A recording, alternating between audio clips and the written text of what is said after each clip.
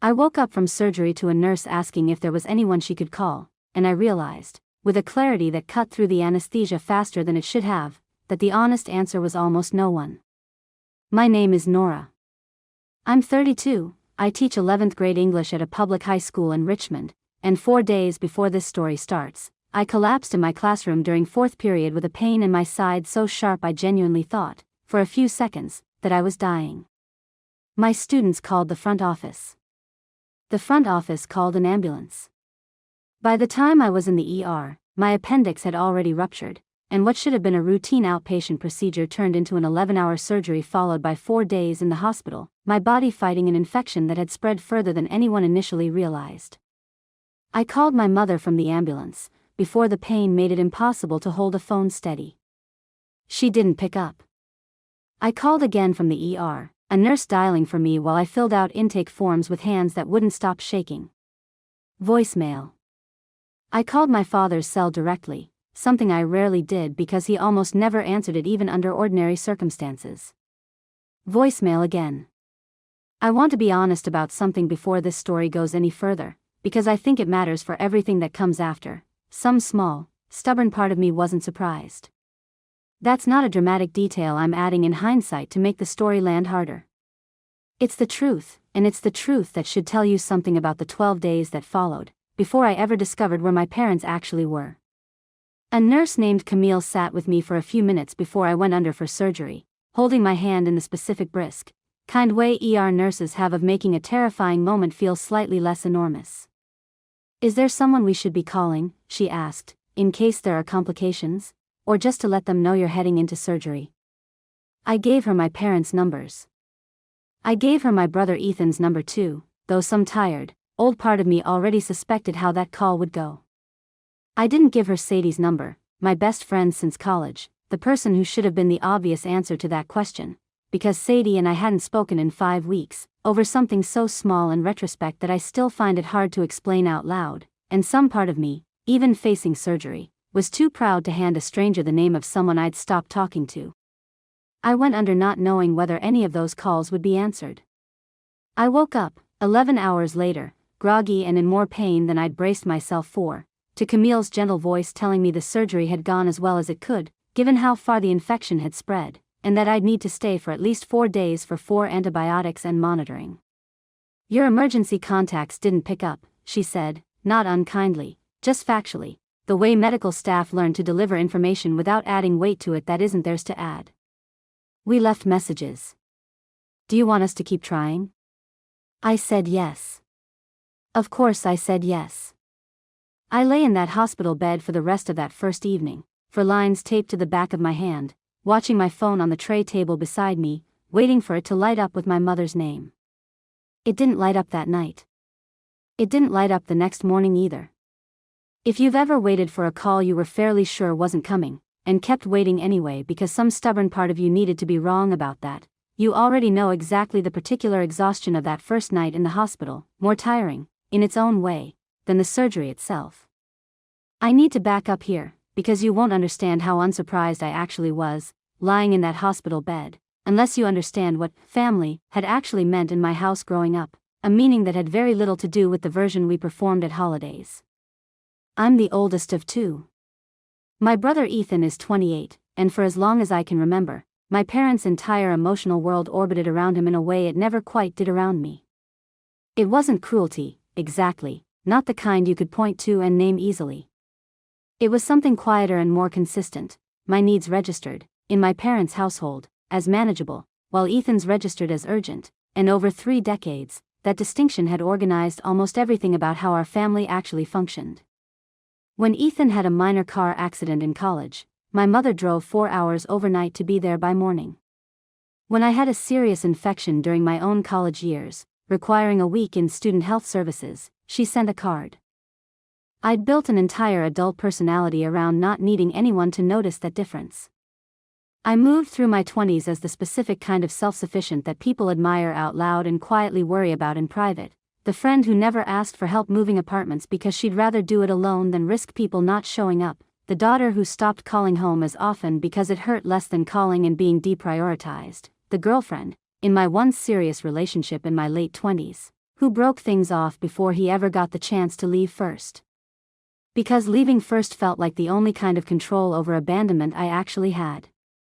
Sadie used to call that my moat, half joking, half not.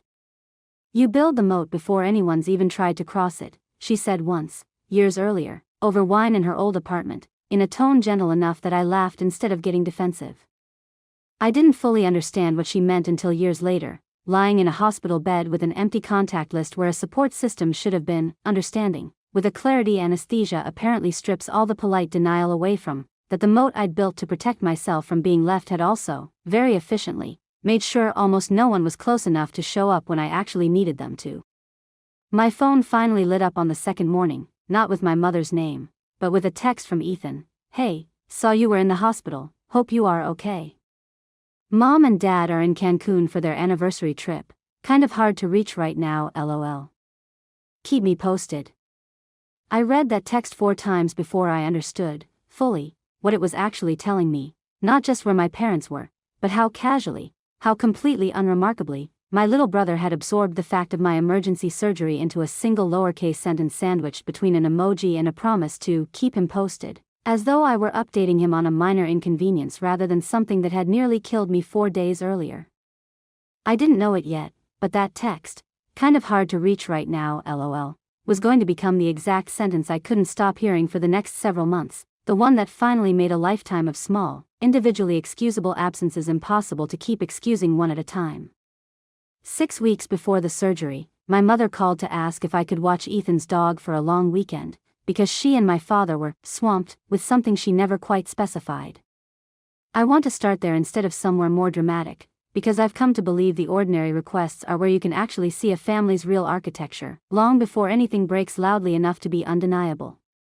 I said yes, obviously. I rearranged my weekend plans, drove across town to pick up a dog I'd met exactly twice before, and kept him at my apartment for 4 days while grading a stack of essays on my living room floor, the dog's leash tangled around my ankle the entire time. Ethan texted once, on day 2, to ask how the dog was doing.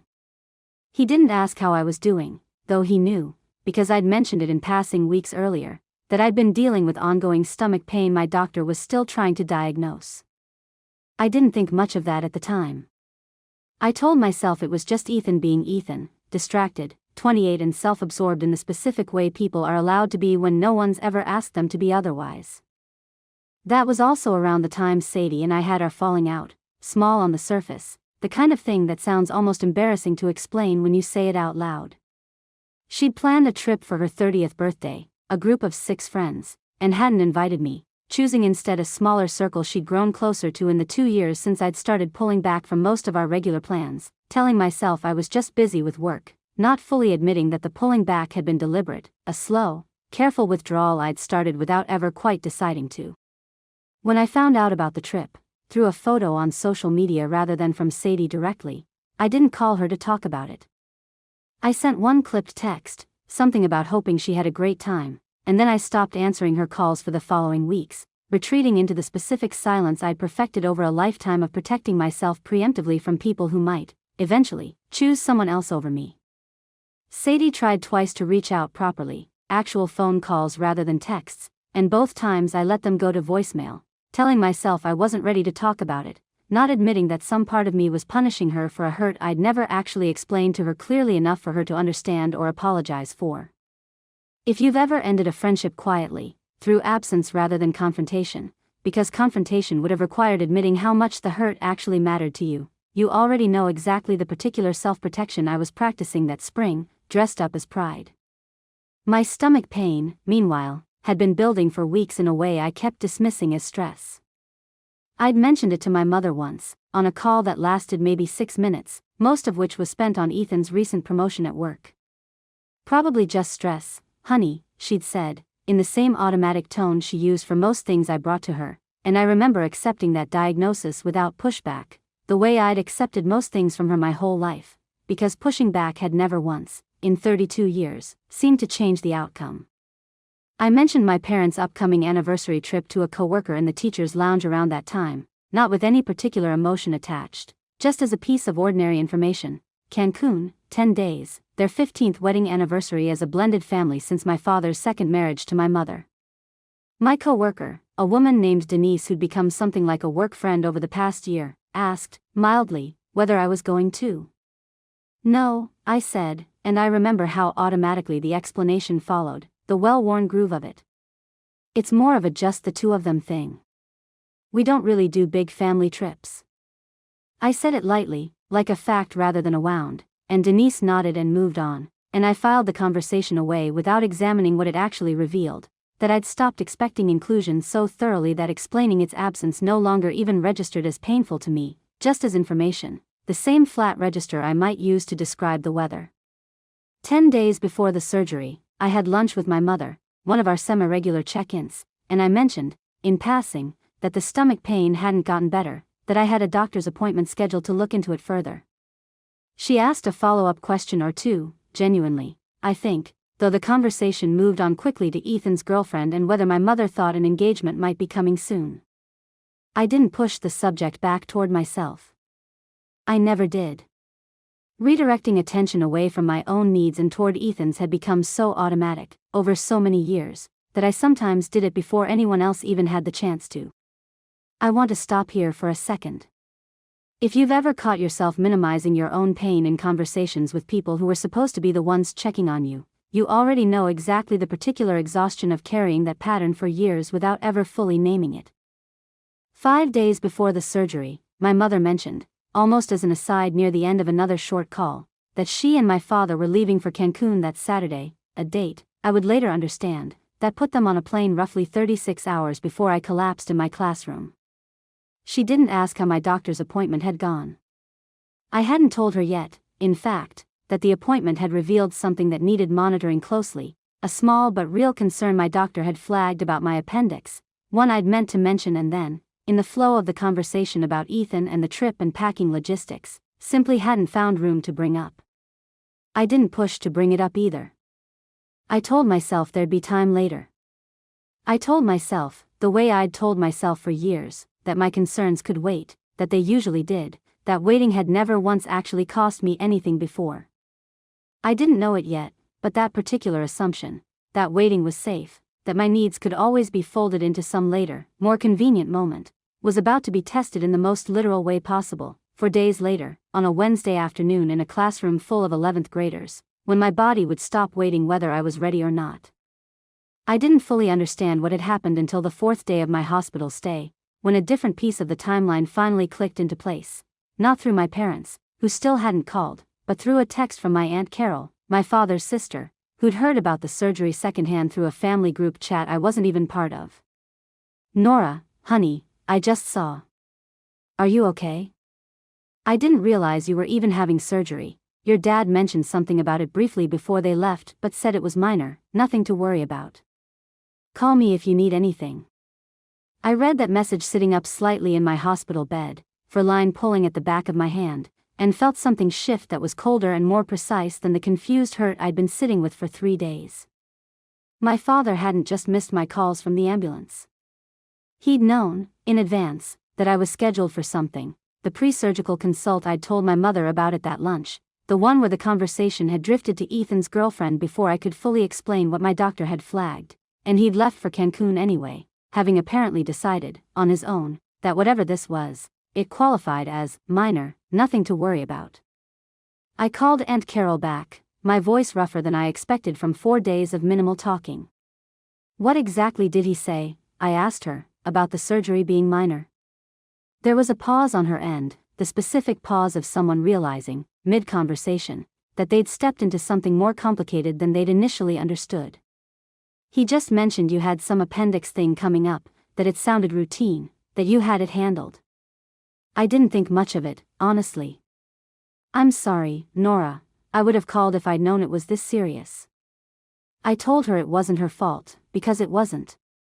I hung up and sat with the phone in my lap for a long time, the 4-pole humming softly beside me, replaying that lunch with my mother in a way I hadn't let myself fully replay yet, not just the conversation itself, but the specific choice both my parents had apparently made afterward, discussing between themselves whatever my father had gathered from that lunch, and deciding, together, That it didn't warrant so much as postponing a vacation, let alone canceling one. I want to stop here for a second. If you've ever discovered that the people who were supposed to protect you had actually discussed your well-being behind your back and decided, calmly, that it wasn't worth their attention, you already know the particular kind of cold that settles in when you realize an absence wasn't an accident. It was a decision. Ethan called that evening, finally, his voice carrying the specific breeziness of someone who hadn't yet registered how serious this actually was. "Hey, how you feeling? Mom said it sounded scary but that you're doing okay now." "I almost died, Ethan," I said, more flatly than I intended, though I didn't take it back. "My appendix ruptured. I was in surgery for 11 hours. I'm still on 4 antibiotics because the infection spread." There was a longer pause than I expected. "Oh, I didn't realize it was that bad." Mom made it sound like it was more routine. "Did she call you before she left? Did anyone actually check in with a doctor, or just assume?" Another pause, this one heavier. "I don't know, honestly. I think Dad talked to you at that lunch thing and just kind of decided it was fine. I don't think they talked to your actual doctor." I didn't say anything for a moment, absorbing the fact that my entire medical situation had apparently been assessed, filtered, and dismissed based on a single lunch conversation that had itself been cut short by a discussion of Ethan's girlfriend's engagement prospects. "Are they going to call me?" I asked, "or are they just going to keep being hard to reach?" "I mean, they're on vacation, Nora. I don't think they're trying to ignore you, exactly. I think they just figured you had it handled, like you always do." "Like you always do." I sat with that sentence longer than I sat with almost anything else in that entire hospital stay, because it named, with a bluntness Ethan probably didn't intend, the exact mechanism that had governed my entire relationship with my family for as long as I could remember. I'd built a lifetime of appearing capable specifically so no one would ever have to worry about me, and now that capability was being used, casually, by the people who should have known better, as the reason it was fine to leave me alone in a hospital bed while they sipped drinks on a beach 4 hours south. I didn't call my mother again that night. Something in me had shifted, quiet but total, the specific exhaustion of realizing you've spent your whole life training people to expect nothing from you and then resenting them, privately, for finally learning the lesson too well. The nurse, Camille, checked on me again before her shift ended, noting the untouched dinner tray beside my bed. "You've barely eaten today," she said gently, not accusing, just observing. "I'm not really hungry," I said, which was true, though it wasn't really about food. I lay awake most of that night, the hospital's particular quiet punctuated by distant monitor beeps and the occasional squeak of a cartwheel in the hallway, running through years of evidence I'd apparently been collecting without ever laying it side by side. Every trip Ethan had been included on that I hadn't, every crisis of his that had summoned immediate attention while mine had been met with a card, a text, probably just stress, honey. I thought, too, about Sadie, about the 5 weeks of silence between us, about how she would have been the obvious person to call from that ambulance if I hadn't spent the previous month building a wall specifically designed to keep her out. Somewhere around 3 a.m, unable to sleep, I opened my phone and, almost without deciding to, started typing out a list. Not dramatically, not as some grand reckoning, just names and dates, small instances I could remember clearly enough to write down. It grew longer than I expected. By the time exhaustion finally pulled me under, close to 5, the list ran to several dozen entries spanning back to childhood, evidence of a pattern I'd spent 32 years explaining away one incident at a time. I didn't know it yet, but that late-night list was the first real crack in a lifetime habit of minimizing my own needs, and it was about to matter more than I expected when my mother finally did call, 4 days later, expecting the same daughter who'd always made things easy for everyone but herself. My mother finally called on day 5 of my hospital stay, the morning I was scheduled to be discharged, her voice bright and slightly rushed in the specific way that told me, immediately, she'd rehearsed this call on the plane home. "Nora. Oh my gosh, honey, I am so sorry. We had terrible service down there. It was practically impossible to get a signal most of the trip. How are you feeling?" Ethan told me it was more serious than we realized. I sat with the phone against my ear, looking out the hospital window at a parking lot slick with early morning rain, and felt something in me decline, quietly, to accept the explanation as fully as I might have a week earlier. You knew before you left, I said. Dad mentioned the surgery at that lunch. You had 10 days' notice, and you got on a plane anyway. There was a pause, shorter than Aunt Carol's had been, more practiced. Honey, you made it sound so minor. You always make everything sound minor. We had no idea it would turn into something this serious. I recognized that sentence immediately, the same rhetorical move I'd watched work on me my whole life, turning my own self-protective habit of minimizing pain into the reason my pain hadn't been taken seriously, as though the burden of communicating my own suffering clearly enough to earn their attention had been mine to carry, rather than theirs to notice regardless. I told you I had a doctor's appointment, I said. I told you it was about my stomach pain. You didn't ask a single follow-up question. You asked about Ethan's girlfriend instead. That's not fair, Nora. I almost died, I said, my voice steadier than I expected, the same specific calm I'd been practicing in my head for 4 sleepless nights. My appendix ruptured. I was in surgery for 11 hours. And you were unreachable for 4 days because you'd decided, without talking to a doctor, that it was nothing to worry about. The silence on the line stretched long enough that I wondered if the call had dropped. I don't know what you want me to say, she said finally, and I heard, underneath the defensiveness, something that might have been genuine discomfort, though I no longer trusted myself to distinguish her discomfort from her performance of it. We're your parents. We love you. This is exactly the kind of thing you do, though. You make everyone feel guilty instead of just telling us clearly what you need. I felt that land somewhere old and tender, the familiar accusation that made my hurt the disproportionate thing in the room rather than the absence that had caused it, the same move Adrian had made in another story, the same move Carol had made in another one still, a pattern I was starting to recognize not just in my own family but as something closer to a universal grammar certain kinds of people reach for instinctively when confronted with the cost of their own neglect. I'm not asking you to feel guilty, I said. I'm asking you to admit that you chose a vacation over checking on your daughter's surgery, and that you're only sorry now because Ethan told you it was serious enough to be embarrassing if you weren't. She didn't have an answer for that. The call ended a few minutes later, unresolved, with a promise to talk more properly once I'm settled back home, a promise I'd heard variations of my whole life and had learned, by then, not to weight too heavily. I was discharged that afternoon, driven home not by a parent, not even by Ethan, but by Denise from the teacher's lounge, who'd offered without being asked when she heard, through the school's substitute coordinator, how serious my surgery had actually been. I sat in her passenger seat, weak and sore, and cried for the first time since this had all started, not from pain, though there was plenty of that, but from the specific, disorienting gratitude of being shown up for by someone who barely knew me, after days of silence from the people who'd known me my whole life. You should call your friend Sadie, Denise said gently, somewhere on the drive, not pushing, just offering. I don't know what happened between you two. But you mentioned her enough times over the past year that I don't think this is really over, whatever it is. I didn't call Sadie that day. But something in me had started to loosen, and 3 days later, still recovering, still sore, I finally did, not with an explanation of the surgery first, but with an apology, the first real one I'd offered her in over a month. I'd been building walls my whole life, I told her, my voice cracking in a way I hadn't expected, sitting on my couch with a heating pad against my side.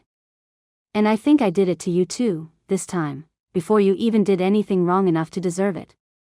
Sadie was quiet for a moment on the other end. I had no idea you were in the hospital, she said finally, her voice tight. Nora, I would have been there in 20 minutes. Why didn't you call me? Because I was scared you wouldn't pick up, I admitted, the truest sentence I'd said in weeks.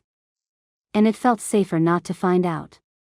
She didn't say anything for a long moment, and then she said, quietly, I'm coming over right now, and she did, arriving at my apartment 40 minutes later with soup and a level of genuine worry on her face that undid something in me I'd been holding tight for a very long time.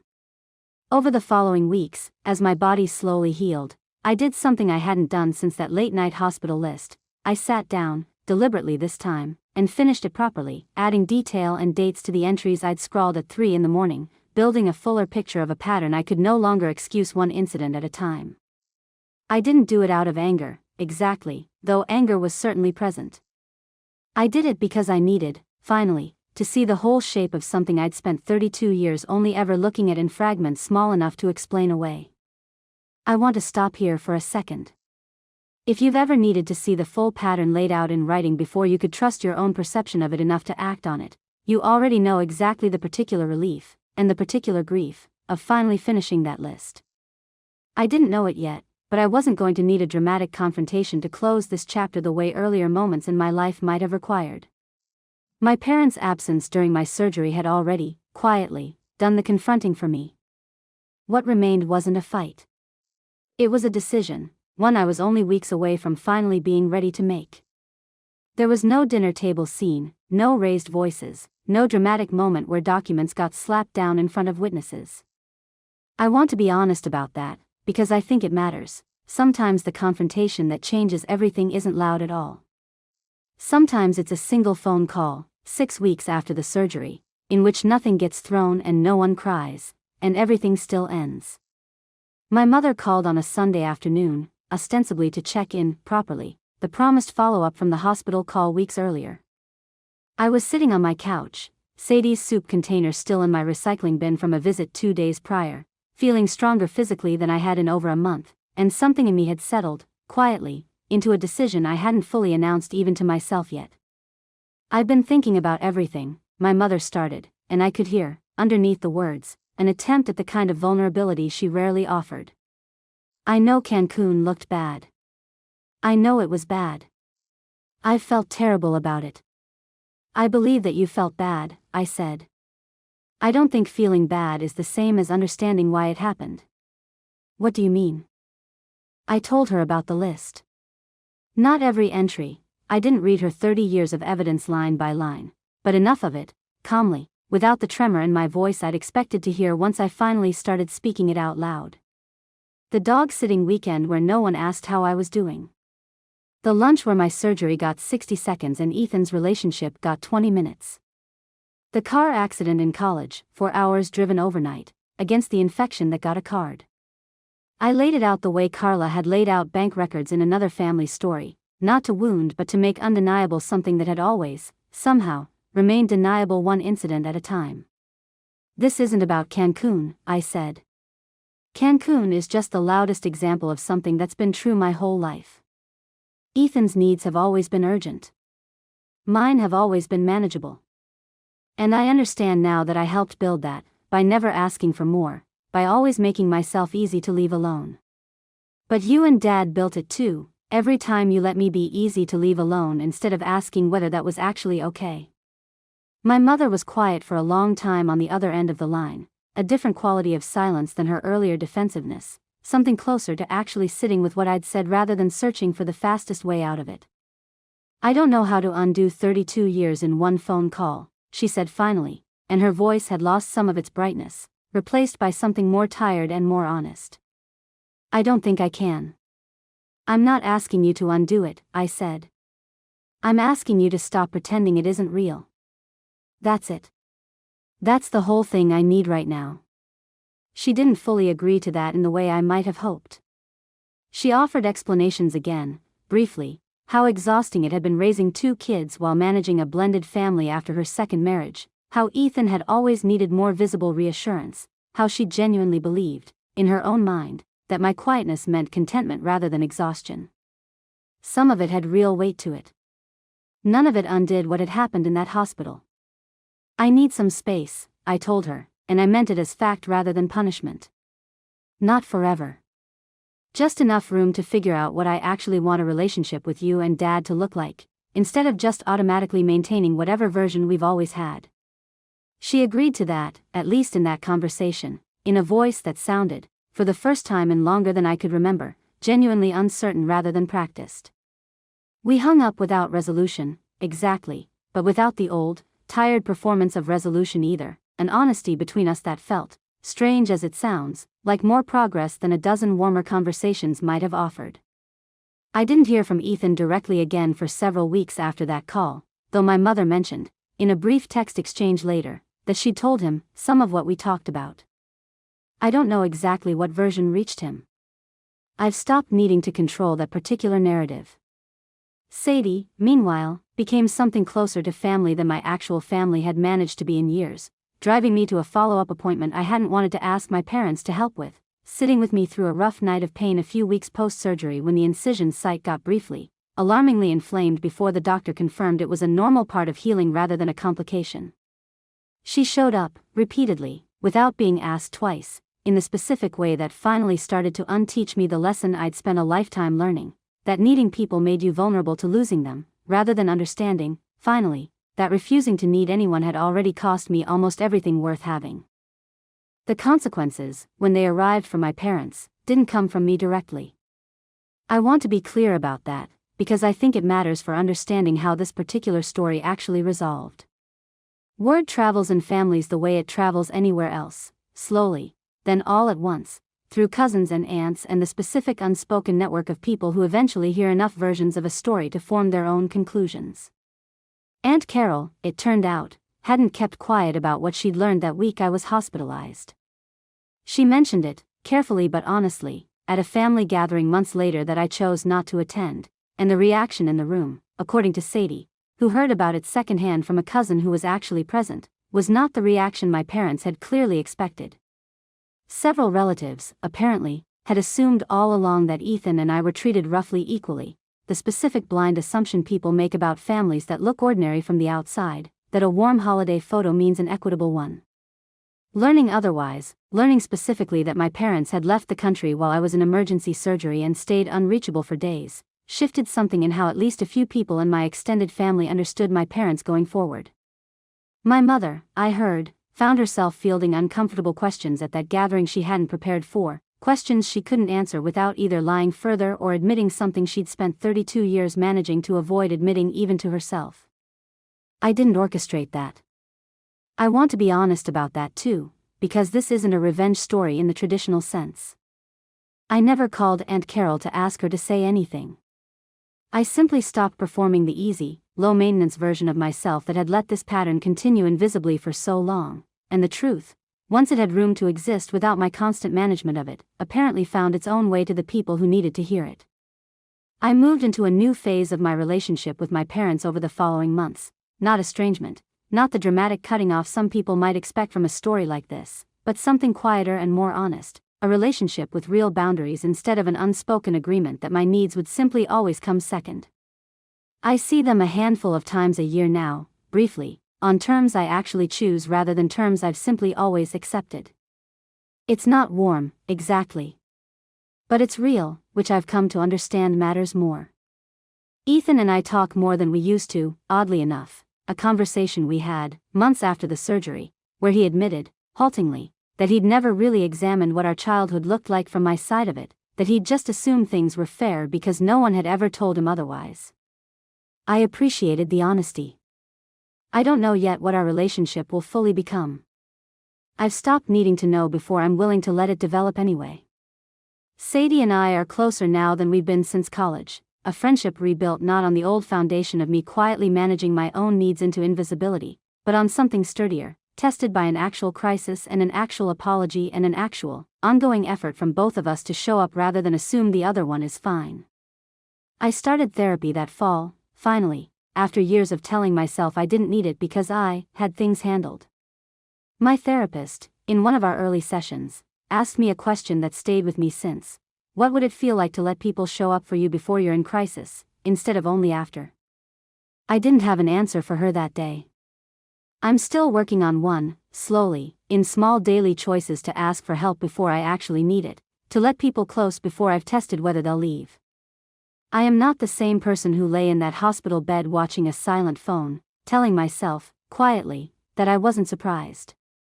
I still catch the old instinct sometimes, the pull to handle things alone, to protect myself preemptively from disappointment by never fully letting anyone close enough to disappoint me.